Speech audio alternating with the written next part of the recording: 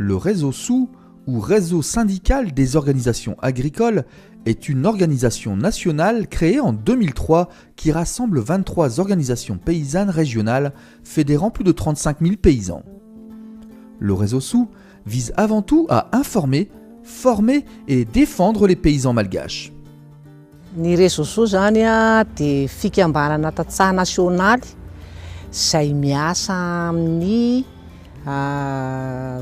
région 13 ary manana membre 13. Les membres ny réseau SOU zany OPR. Les OPR any amin'ny faritra daholo. Depuis 2014, le réseau SOU a lancé un programme d'installation des jeunes en partenariat avec l'AFDI et l'Union européenne pour faciliter leur insertion professionnelle. À Madagascar, 300 000 jeunes arrivent sur le marché de l'emploi chaque année et la moitié d'entre eux se tournent vers le secteur agricole. Or, ces jeunes sont confrontés à des contraintes spécifiques. Ils n'ont pas de formation initiale, ni accès aux conseils agricoles, ni à l'investissement pour acquérir des terres ou du matériel nécessaire au développement économique de leur exploitation. De plus, ils ne sont pas toujours présents dans les sphères de décision ni dans les concertations. Face à cette situation, le réseau SOU a développé un programme innovant qui vise à développer des actions pour la formation et l'installation des jeunes agriculteurs. Ny antony zany nanaovana an'ilay tetikasa hoe ny tetikasan'ny tanora satria tena ny tanora zany no hoavin'ny firenena. Ary koa ny fametrahana mba hametrahana ny hoe ahoana ny hoavindreo tanora reo sy ny ahafahany mijery ny asa izay mahavelona azy. Dia ireo tetikasa reo zany dia misy efa any amin'ny faritra anankitelo dia any amin'ny faritra Bongolava, amin'ny faritra Menabe ary amin'ny faritra Analamanga.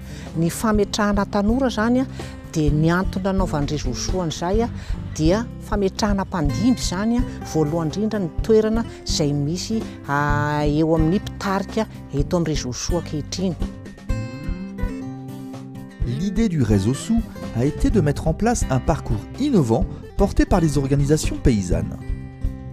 Le réseau offre un service d'aide à l'installation des jeunes qui est piloté par les jeunes agriculteurs eux-mêmes. Ny maharesy lahatra niditra tao anatin'ny OP izay niara-nasa tamin'ny réseau SOU dia noho ny fisian'ny installation des jeunes izay misy service anankiroa vaovao. Ny voalohany amin'ilay toron-drà dia ny fanohanana ara-teknika sy ara-pitantanana ataon'ny teknisiana miampy ny fanaraha-mason'ny tetikasa ataon'ny parrain. Faharoa amin'ilay tolo-drà dia ny fanohanana ara-bola izay ataon'ny OP hanatanterahana ilay tetikasaka.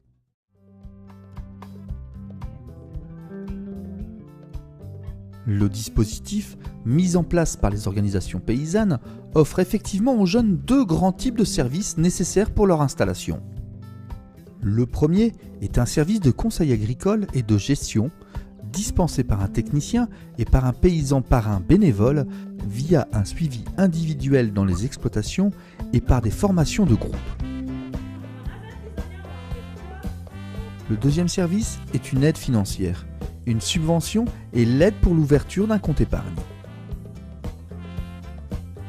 Ce dispositif favorise non seulement l'acquisition de compétences, mais aussi leur insertion professionnelle et le lien avec leurs aînés.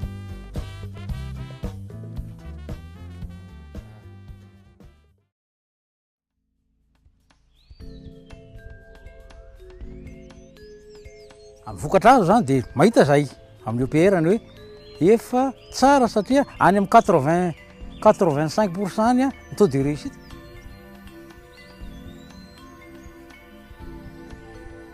Raha tany am-piandohana tao anatin'ny mbola tsy nisy installation jeune nisy fiaraha-miasa tamin'ny réseau SOU dia ny hoe 5,700 mpikambany ampidipa ny tanora. Amin'izao tsika amin'ny teny zao nefa noho ny fisian'ilay tetikasa installation jeune dia efa any amin'ny 5,300 mpikambana amin'ny ampidipa nefa tanora vokatra ilay tetikasa.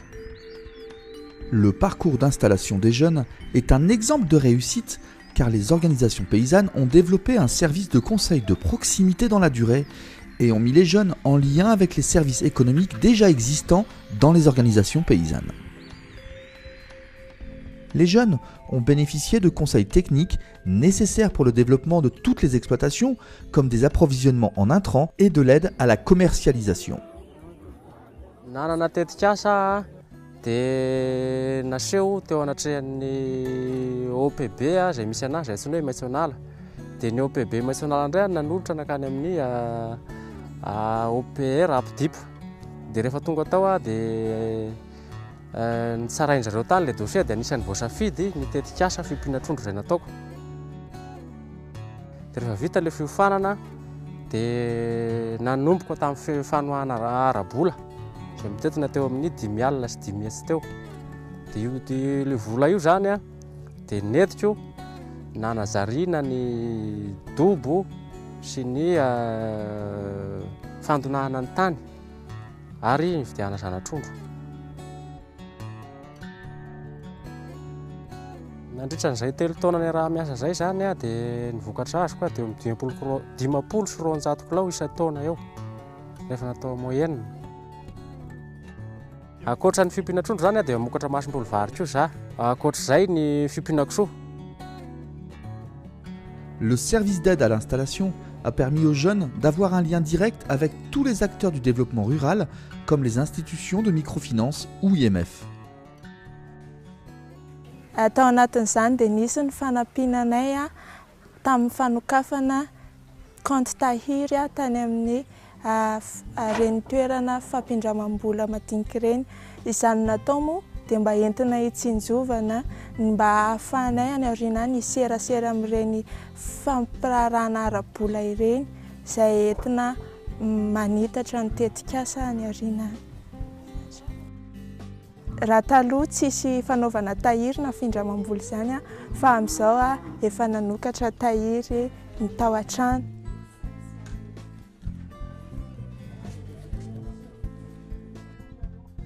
Le réseau SOU organise des concertations régionales et nationales entre les jeunes agriculteurs, au cours desquelles ils élaborent des propositions qu'ils défendent ensuite directement aux représentants des ministères et des différents acteurs du développement agricole impliqués dans l'installation.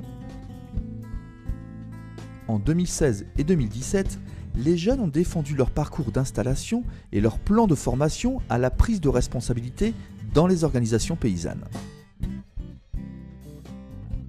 Ny antony ataontsika hoe laklena ny fahombiazany ity tetikasa ity dia ny fampandraisana andraikitra ny fikambanana tantsaha amin'ny fisafidianana tanora, amin'ny fisafidianana zotra-piariana sy ny famolavolana tetikasa. Fa eo ihany koa ny hoe fanomezana servisy na tolotra arara teknika an'ireo tanora ireo mandritra ny fotoana maharitra, mandritra ny 3 taona. Ary ny fahatelo farany dia ny fampidirana tsehatra ny tanora amin'ny famokarana ao anatin'ny famokarana tantanam-pianakaviana. Le réseau SOU compte accompagner de plus en plus d'organisations paysannes à développer ce dispositif innovant dans les différentes régions de Madagascar. Dia ny réseau SOU koa manana n'ilay fandarana asa nampiofanany an'ireo tanora ireo sy nametrahana azy teo amin'ny sehatry ny famokarana avy hatrany mandimby ny ray aman-dreny ary ho mpamokatra ny hoavy. Izay zavatra izay dia anisan'ny zavatra tokony ho tohanan'ny fanjakana bebe kokoa ho an'ny hoavin'ny firenena izany satria raha ohatra ka misy maromaro sala amin'ny réseau SOU zao ny fikambanana tantsaha ka mitondra an'izay hoe hevitra entina hanatsarana ny famokarana izay sy ny tontolo manodidina azy dia mamaly tsara mihitsy zany ny ataoko hoe ny tanjon'ny fitondrana ny fandimby teto Madagasikara dia ny hoe ahatonga ny famokarana ho moderna sy masiaka ny fifaninanana eo amin'izao tontolo izao. Ka anisan'ny ampahirezina ny réseau SOU ary entanina ihany koa ireo mpiara-miombonantoka isan-karazany mba hanohana